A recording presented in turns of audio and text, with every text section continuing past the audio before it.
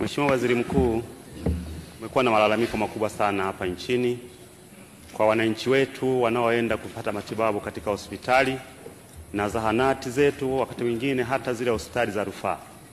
Wakifika wanaambiwa kutoa fedha za kumwona daktari. Maeneo mengine wanatozwa 5,000, 10,000 mpaka 30,000. Ili hali madaktari hawa wanaoajiriwa na serikali, wanalipwa mshahara na serikali, lakini pia Daktari Samia Suluhu Hassan wengine amewapandisha mpaka madaraja vizuri kabisa na stahiki zao wanalipwa vizuri. Na bado kuna maeneo mengine unakuta hali ya mifumo, mvua imenyesha, bado mengine hakuna umeme, maeneo mengine umeme umekatika, sola, labda hali ya hewa ni mbaya, wanafika wagonjwa wanaambiwa mifumo imegoma mpaka hali ya mfumo utakapokaa vizuri. Unakuta watoto wadogo wanahangaika, wamechemka, kina mama wanateseka. Sasa nataka nijue, Mheshimiwa Waziri Mkuu, nini kauli ya serikali juu ya swala hili? Mheshimiwa Waziri Mkuu. Mheshimiwa Spika, naomba kujibu swali la Mheshimiwa Emmanuel Cherehani kama ifuatavyo. Mheshimiwa Spika, kwa mujibu wa sheria ya bima ya afya kwa wote, utaratibu tuliojiwekea kama taifa kwenye masuala ya afya ni kuchangiana kwenye vitita mbalimbali ambavyo vinatolewa kama ambavyo vimeainishwa katika bima mbalimbali. Kwa wale ambao wanakuwa nje ya utaratibu wa bima ya afya kwa wote, ndio ambao huwa wanakutana na changamoto ya kutakiwa kuchangia pale wanapofika katika hospitali zetu.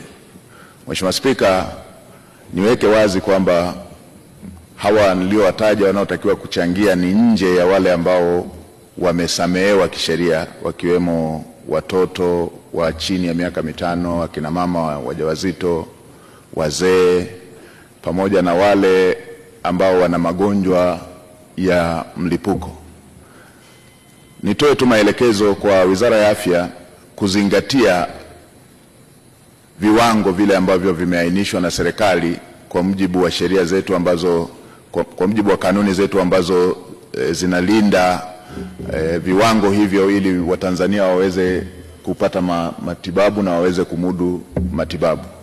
Hata hivyo, kama mtakavyokumbuka waheshimiwa Tanzania, Mheshimiwa Waziri wa Afya alielezea hivi karibuni kusudio la serikali kutunga sheria itakayolinda hivi viwango ili kuepukana na kila halmashauri ama kila mkoa kuwa na viwango vyake. Nielekeze Wizara ya Afya kuharakisha utaratibu huo ili sheria iweze kutungwa ili kuweza kuwa na viwango ambavyo